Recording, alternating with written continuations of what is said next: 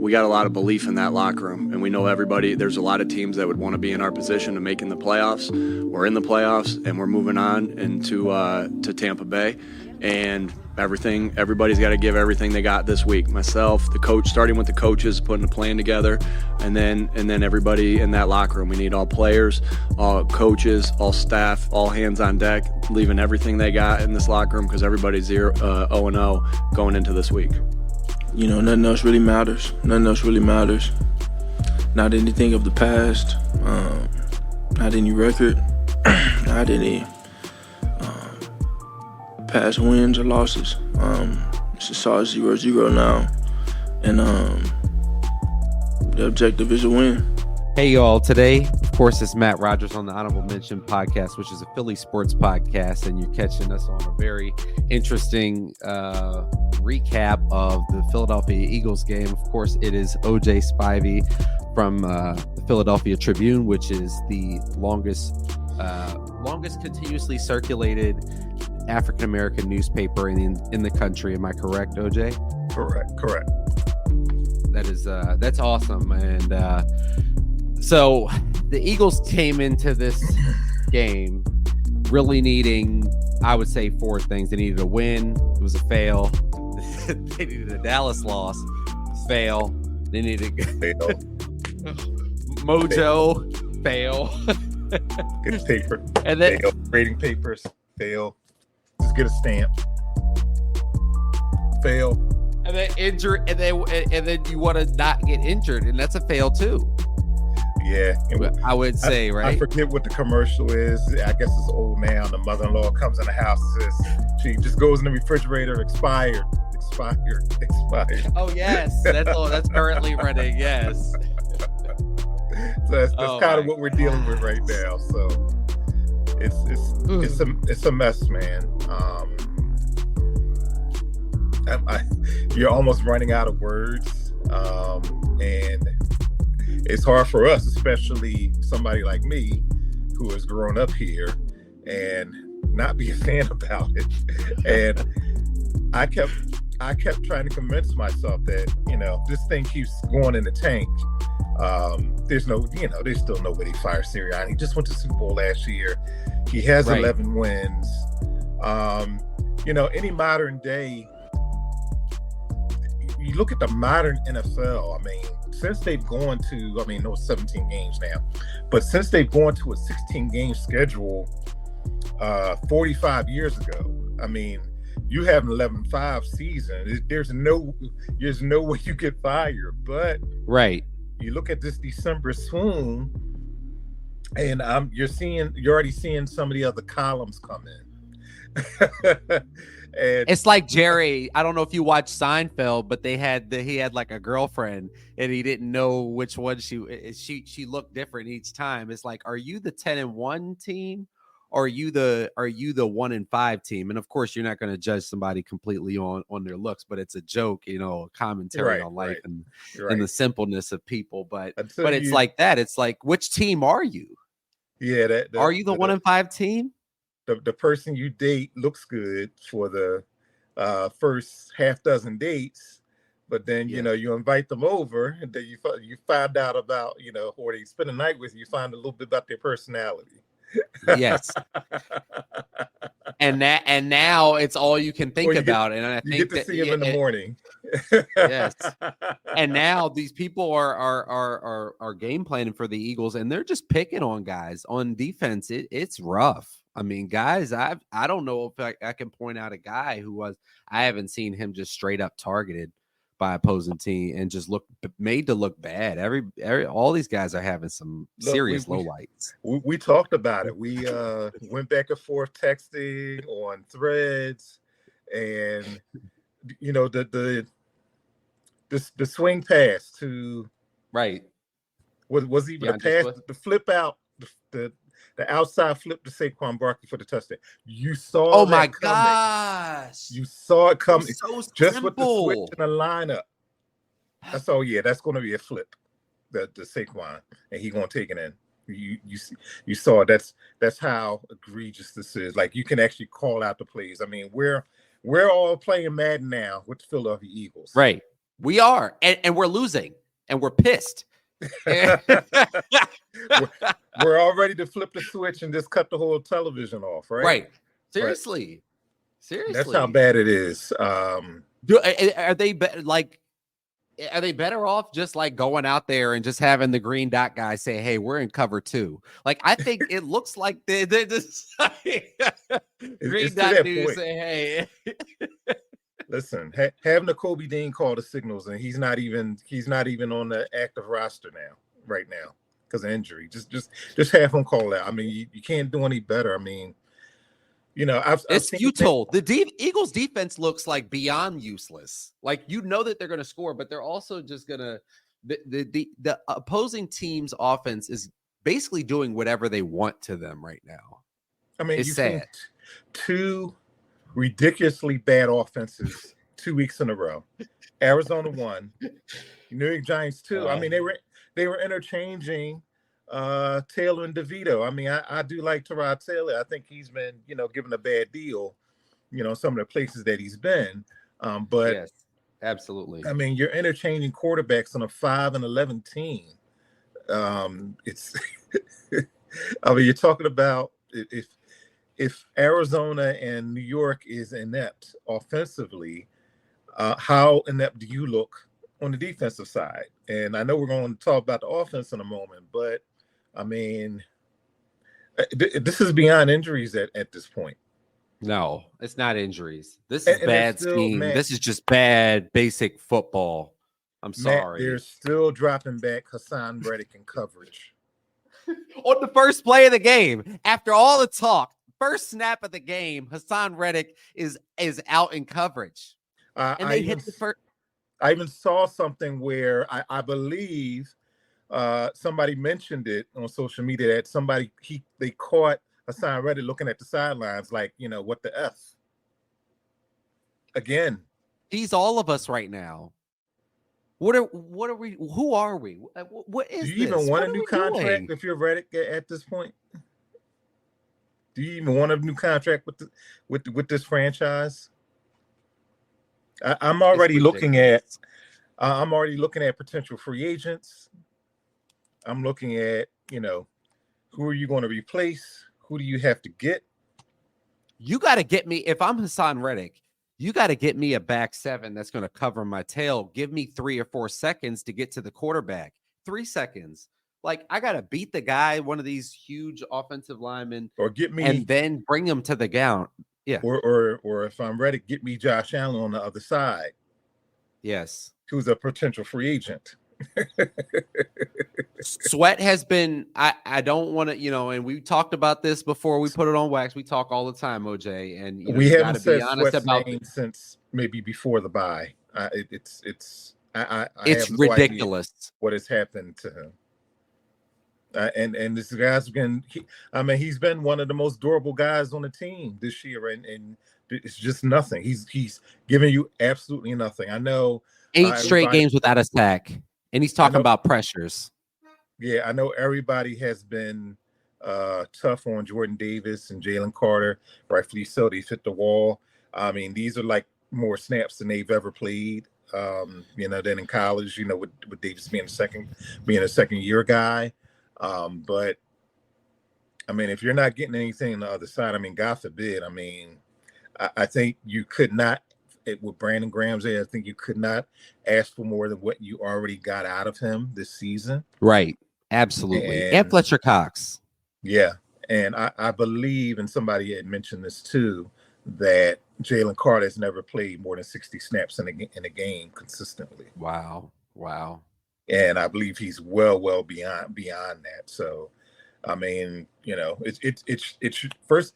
It is your job as a player to get conditioned for the NFL game, but it's also the coaches and the trainers and the strength and conditioning staff to get somebody like that ready.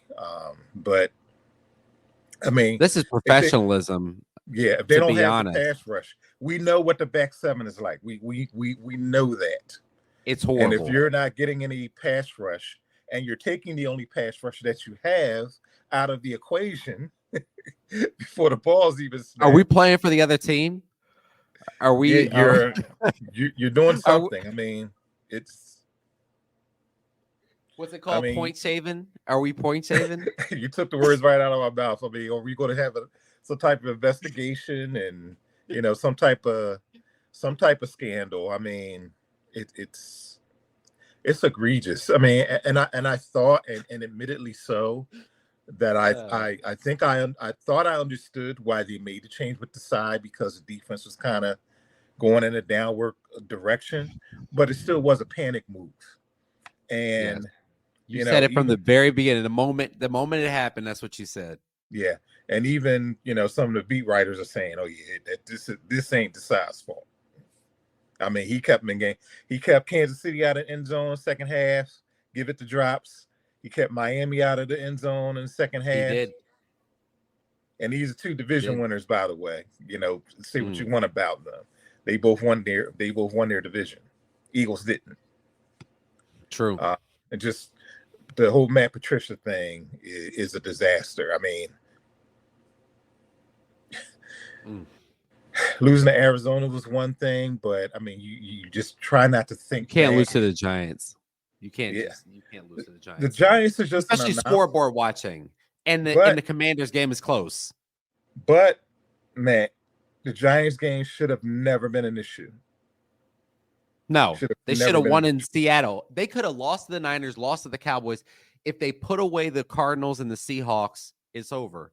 They probably could have even lost to Arizona, lost to the Giants. You beat Seattle up in Seattle. That's literally where they lost the division. Right. They lost home. They lost the division there. And home field. I mean, I'm not even talking about home field. They literally lost the division here because it's just been a downward spiral, a chain reaction since then, and it almost makes you speechless. It really does. I try to think of. I've seen bad Eagles teams over the 40 plus years I've watched football.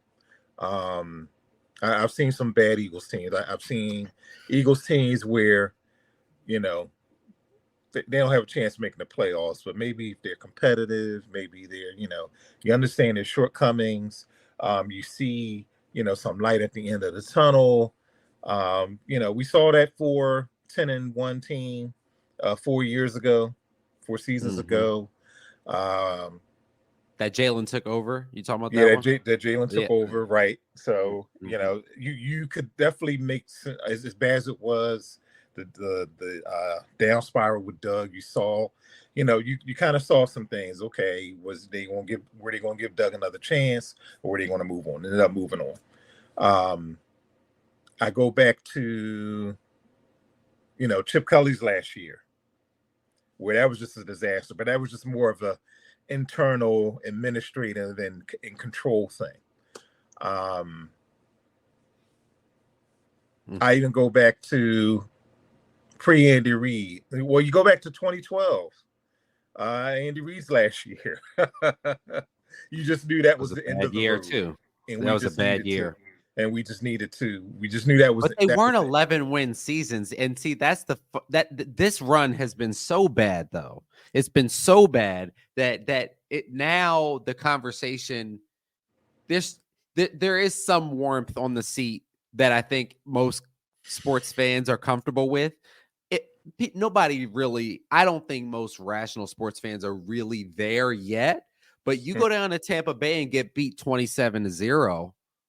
We might be talking about that. Yeah, I think so. And again, I was reluctant to try to say that Nick's job is on the line because you do have to see how they perform next week. You do have to see how they come out next week. I mean, and I know most Eagles fans have zero expectations. We in the media have zero expectations, but I think the most rational thing to do is to see how they come out the tunnel in Central Florida next James week. Stadium. Yep. But I do think at minimum, and this is an organization. They have to be in the game. They have to be in this game. They can lose lose by 3, lose by 6. Yeah. They can't get blown out. I agree. But even going beyond that, win or lose, whether you keep Nick Sirianni or out. Okay, let's just move ahead. They're either competitive, they lose a close one, whatever, and they decide to keep Nick. And this comes from the top down, Matt. They have to decide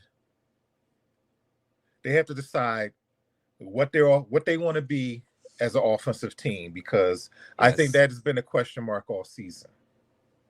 Of course, we know philosophically they want to be a passing team, they want to pass the ball, they want to do the explosive plays, but I do not have enough faith in Nick Sirianni that I never took him as a good X&O guy. Guru. Yeah, guru. Like a McVay or Shanahan. And he's not definitely, and certainly not an innovator. I never looked at him like that from the day he walked in the door. I never looked at him, and I mean, he's like light years behind your McVays, your Shanahans, of course. McDaniels as an O coordinator, not as a coach. I would say that too. Even though he beat McDaniel, the side beat McDaniel. Yes, but you know, you put these guys in a Madden contest, right? You know, they're going to run circles around Sirianni. Yes, because it just seems clear to me that he does not have no answers. He does not have a plan B. And this was Andy Reid a lot early in his career. Even Andy Reid has evolved. Absolutely. Like tenfold. He's become the reason why he's won 2 Super Bowls. I mean, it helps because he'll pound it with Pacheco now. But but Patrick Mahomes is also his prototype quarterback. Patrick Mahomes is the next step from what he's had with Michael Vick, who was older at that time, of course, and what he had with McNabb. You know what I mean? And much better than McNabb, but McNabb was very good. Yeah, very, very good. Won 9 playoff games. But respect on his name for sure. Andy Reid can still, innovate with the young guys. So, not so much this year, but Andy could. Here's what it goes back, and I don't want to bore your listeners and everything, but I want to go way back. This is just me being a historian, NFL films. And everything. You go back to Hank Stram, NFL films, 65 Toss Power Trap. His players always said that he could be at a elegant dinner, and there was a story how the restaurant owner would give him paper napkins because he would be in the restaurant on a cloth napkin drawing the plays. I don't think that's Sirianni. No. Well, maybe we'll see. I mean, he has. Are they holding back? Has this team just been holding back all season, saying, "Oh, we're just so hungry to be back, and we can't turn it on until the playoff gets there"? Nah, you don't have this downtrodden. I mean, you can give me that if you. I could give you that even up to the Seattle game, but how they came out against Arizona last week, flat. I mean, Giants is just and flat this week too. Yeah, Giants is just a formality at this point. Arizona was when the shit hit the fan. Because I was there and I saw it. That's when the shit hit the fan. Even previously when they won against the Giants, seeing Jalen Hurts at Devontae Smith's locker, still seeing Sirianni in the locker room, which we never see in the 2 years that I've covered this team. I've never seen Nick Sirianni still in the locker room when they open up the floodgates to let the media in. I never saw that until after the Giants win. But getting back to my original point, Matt, Jeffrey Lurie, Howie Roseman, whether they have to, they got away with this for a very long time. But they had to decide what they want this team to be to build around your $250 million quarterback. Because if they don't, they're also doing him a disservice. Right. They had to they're decide locked whether in. they want to. They have. He has not Carson Wentz this. He has not that conversation. You still have to fundamentally root this team in Jalen Hurts.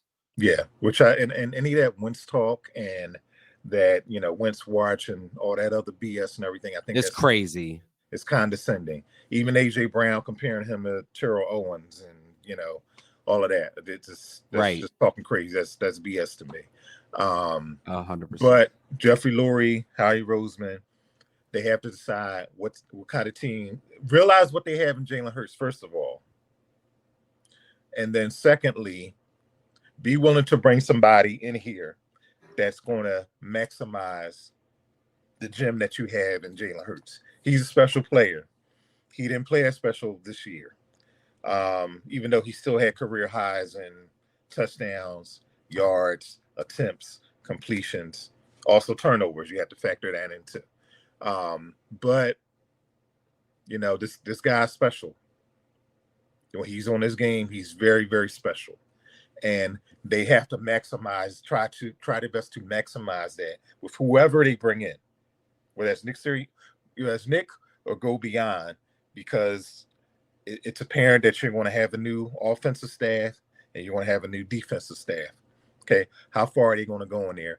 Are they going to have sense enough, or are they going to be humble enough to where maybe they need to? I think they need to step back, bring some new offensive minds in here that's going to maximize Jalen Hurts, maximize AJ Brown. You gave him a boatload of money. AJ Brown, Devontae Smith, and also you're going to have to pay Swift him next year if you DeAndre resign Swift is him. a Pro Bowl running back. Yes. Yeah.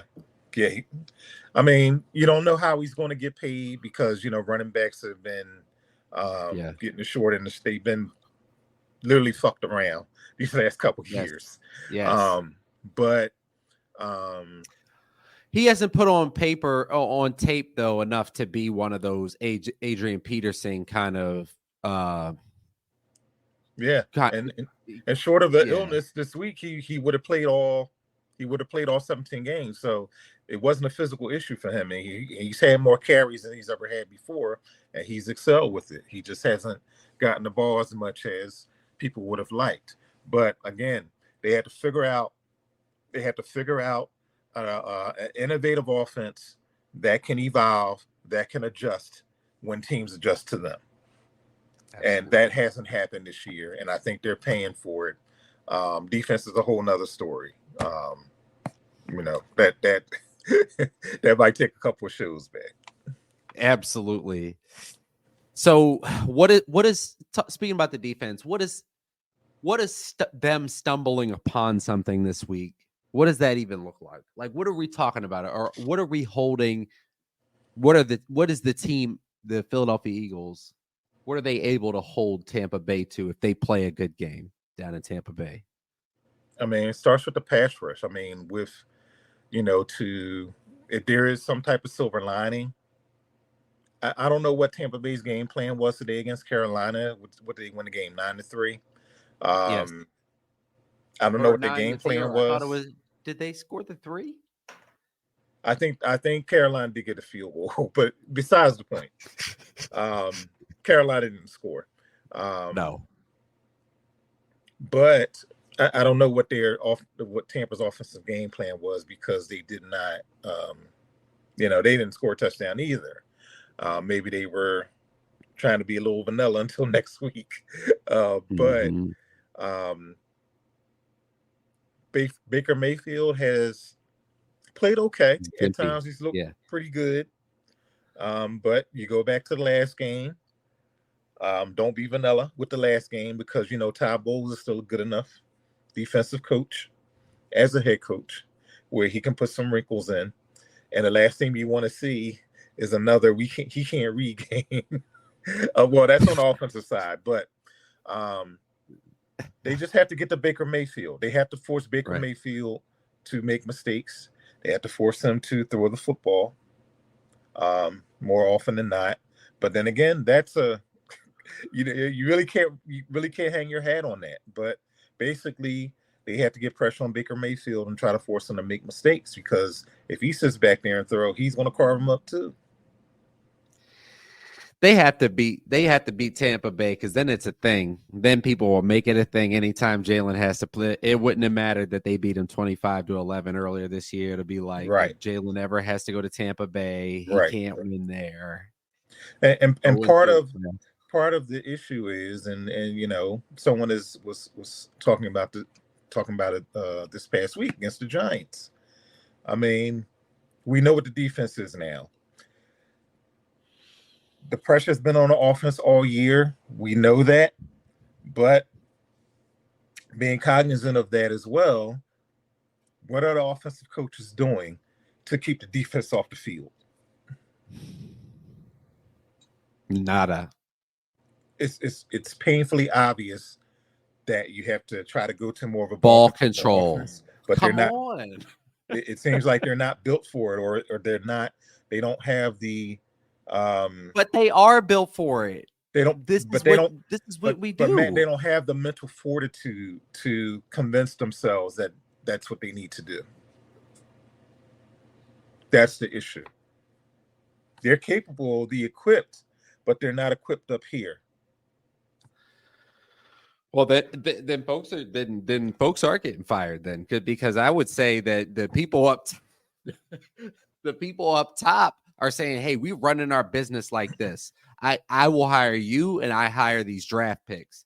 I think from up top, Howie and Jeffrey Lurie are saying we want to, that's how they want their team to look.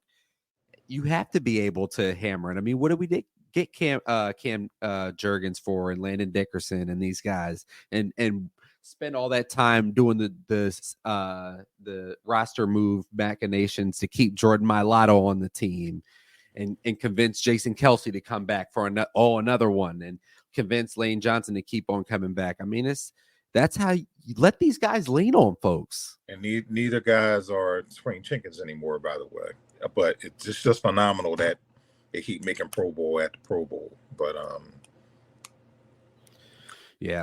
But again, what is the front office thinking? I mean, again, this is beyond Nick at this point, because again, I've always asked the question, and there is precedence for this also.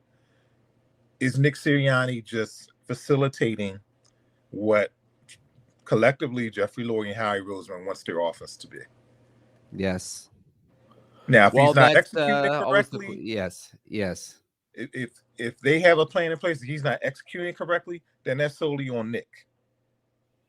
And that's why I say this is a chain of command thing. I think it's always been. And everybody's on Brian Johnson, rightfully so. I get it.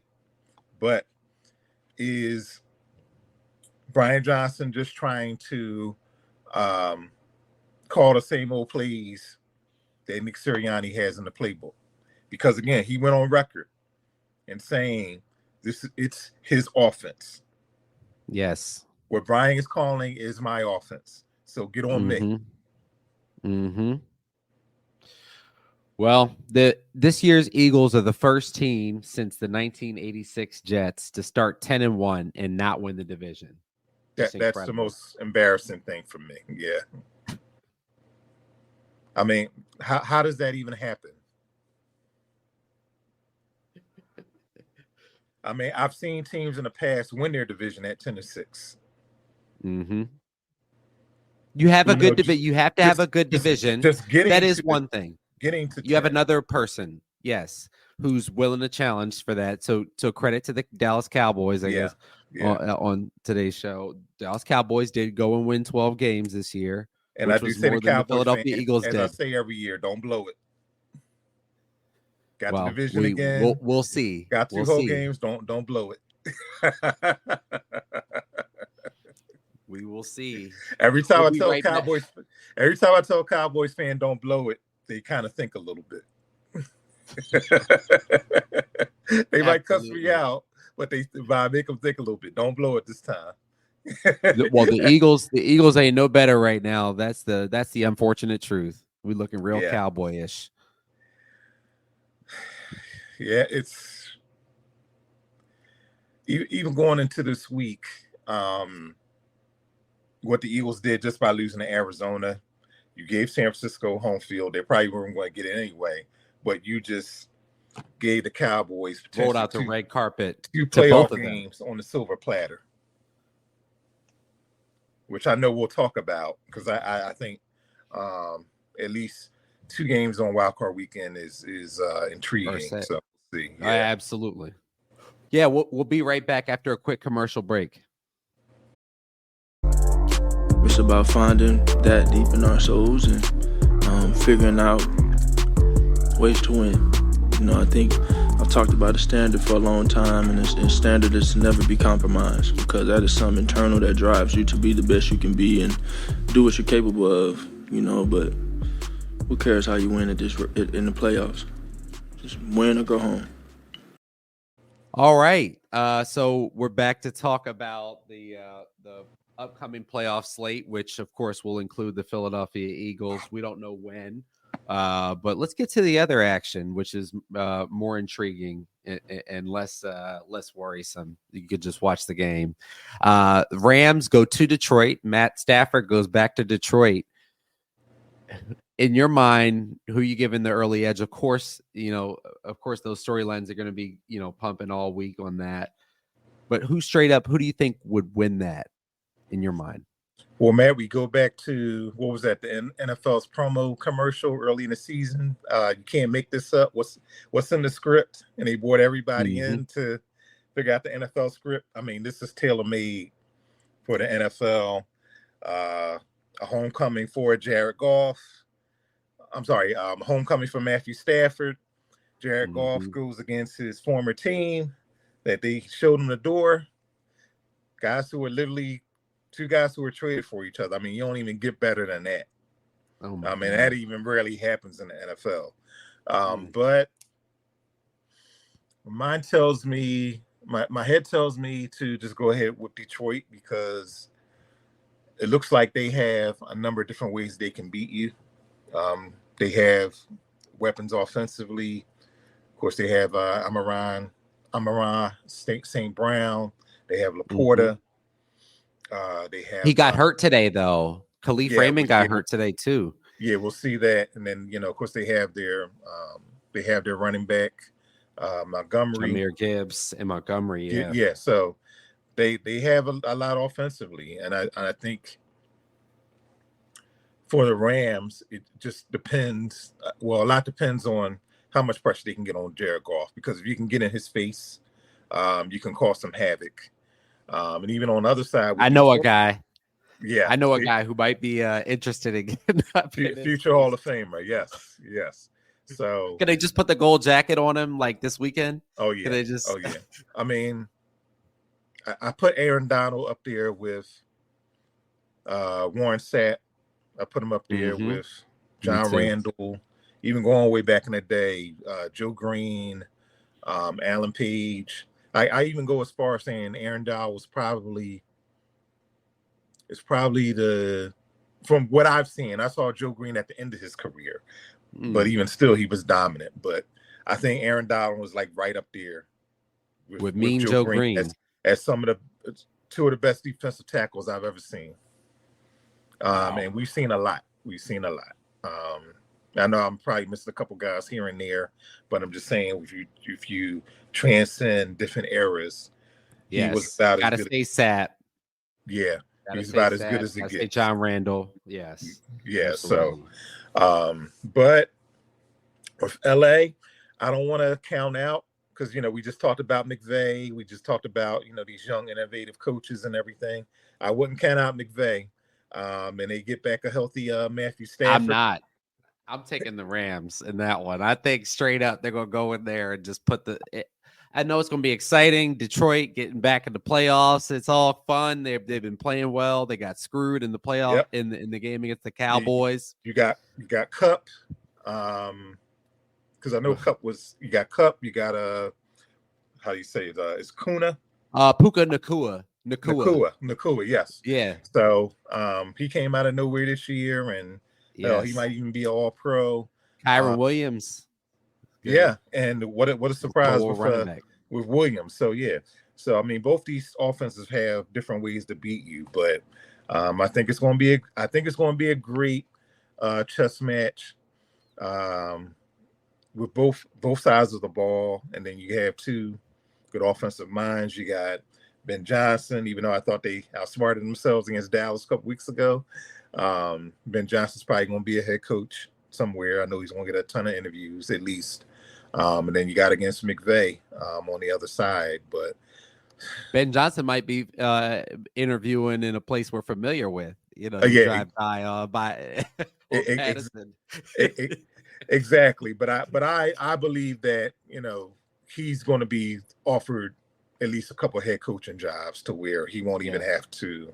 And I think Detroit can block him if they want to. So from getting another coordinator job. But I would love to see the early line on this, but I'll give Detroit the edge, but I would not be surprised if LA goes up there and upset them. Because I'm still not totally sold on Detroit overall.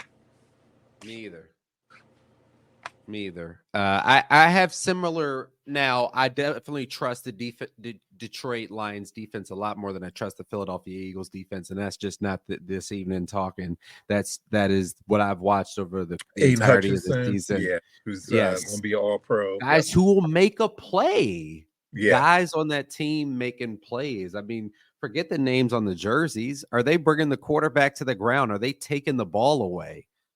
I mean, Sidney Brown's pick six was great, but watching the Ravens, who had like tried to sit most of their starters and everything like that, you know, watching them, I was envious of the Ravens defense. So, but you know, you referenced earlier Green Bay at Dallas. What are your early thoughts on this one? Yeah, I would like to think Dallas is going to win that game, but I'm very impressed with Green Bay. Absolutely. It looked like they're playing a little bit of defense now. I know they had played Chicago, but to get in. But I'm a big Jordan Love fan. I really love his progression throughout the season. Even though some of the naysayers, we have that new word now, right? But we have. You know, you had some naysayers who weren't all in on Jordan Love, but I think Green Bay is in good hands for perhaps maybe the next decade. Jordan Love, he's only going to get better. Right now, the way he's playing, you can't really naysay because he's slinging it. You can't watch the game or look at his stat line and say the guy's not playing excellent football right now. Yeah, now he's not going to beat the Cowboys in my mind either. No, but he's playing. I don't think football. So. Yeah, you go chalk with this game with the Cowboys because I mean it seems like they haven't lost at home since before the pandemic. So, but I think Dallas is a safe bet here just because. Absolutely. Houston at Cleveland. It's going to be an interesting game. You got CJ Stroud, the young guy, coming in against the old head, Joe Flacco. The way that they're billing it, they'll certainly bill it up that way. It's an interesting storyline. There are a number of other storylines, like maybe potentially the best football player in the world, Myles Garrett. Just in the conversation, I would say he's in that realm of conversation. But you know, Joe Flacco will get more of the headlines in the ink this week. I'll certainly say. What do you think about this game? Myles Garrett is a brute, man. And just overall, this game, I think this is the game I'm probably looking most forward to in a wild card weekend. Of course, you have the great story of the Houston Texans, which I think is the story of the season, with your first-year quarterback, C.J. Stroud, got DeMeco Ryans, rookie head coach, rookie quarterback. I mean, that seems like a match made in heaven so far. Nobody thought the Texans would come this far. And you knew, worst come to worst, that a DeMeco Ryans coach team is going to play good defense. And they've even overcome with some injuries, especially on the offensive side as well. And then you have Cleveland with the great story of Joe Flacco, who he got off the street, I guess 2 months ago.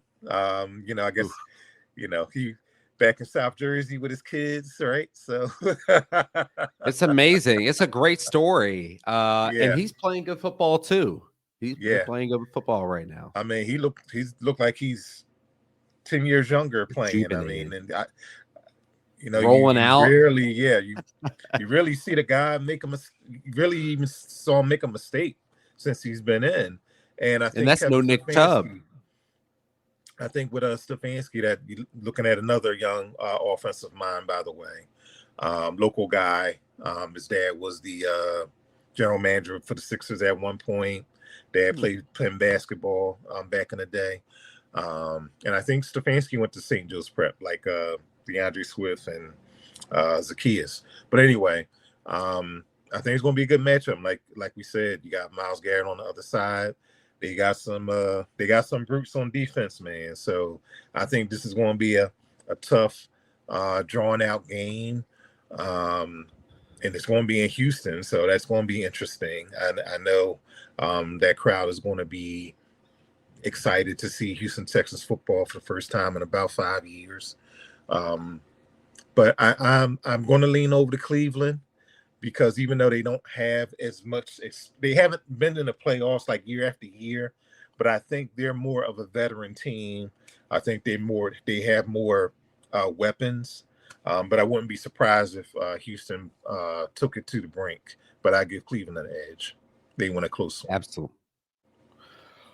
OJ, what do you got you're working on this week that we can look forward to, other than, the Eagles season most likely ending in a few days? Well, I want to try to diagnose and piece together what the hell we will expect next weekend. And, and as we're doing this podcast, we don't know yet what day they're going to play. My guess is they're going to play sometime Sunday afternoon because of being in Tampa Bay and in the market. But we're just going to try to piece it together and just see what they can come up with. And hopefully I'm not writing I won't say an obituary. Yeah, postmortem or an obituary, but yes. I might have to consult a couple of priests for our last rites. The way this thing is going. And it'll be and people are going to be even more upset, because it will be said that on week 18, when Tampa Bay needed to win the game, they had trouble putting away the worst team in football this season.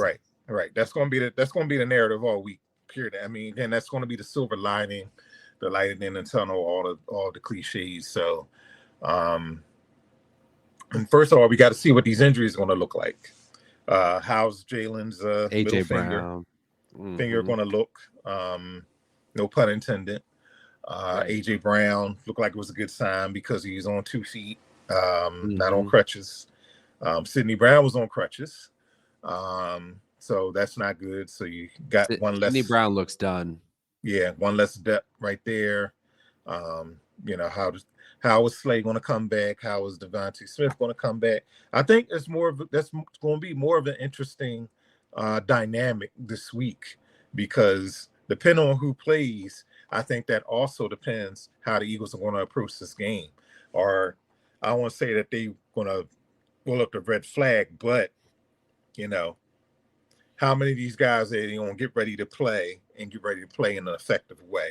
So we presume that they held out Slay as precaution. They held as out a precaution, as absolutely. precaution. Yeah. Fletcher Yes. Cox, he Yes. got his bye. Rest. They called it rest. Yeah. Right. So that's going to be the biggest thing, and just how we're going to puzzle together. And the puzzle's all over the place, by the way, right now. But how we're going to puzzle together what these injuries are going to look like and how they're going to come out. And again, how they look in Tampa, whatever day that is, that's going to tell us a whole lot about the future of this team. Not even the game itself, but the future. We are in interesting territory, OJ. I'm sure I'll reach out to you to have you back to discuss it. We'll see if we'll be doing some last rites at some point here and talking about other teams and possibly the Eagles fans will be having to watch the Cowboys go further than them, and it's going to be an interesting year. But thank you all so much for listening. All of y'all who made time to listen. If you liked what you heard, subscribe and share the episode on social media. Give some support to OJ. It's the universal handle over there. He's OJ Philly. You can also follow me as a Facebook page where you put all of your content as well, right, OJ? Right. You can go right to OJ Spivey, the journalist, on Facebook. Put all my stuff there. And again, I'm on Threads as well. So you can check all that out. And also leave comments on your podcast subscriber and on YouTube. Tell us more things you want to hear about, different ways that we can be better so we can give you the information you're looking for. See ya. Thanks. Like, the beautiful part about it is, you got an opportunity in front of us to take advantage of that. Regardless if you fell down 5 times before, it's about how you get up for the 6th one. And so we got to respond as a team, and everybody understands that. And we can't waver from that. We can't waver from what's in front of us. It's about the work.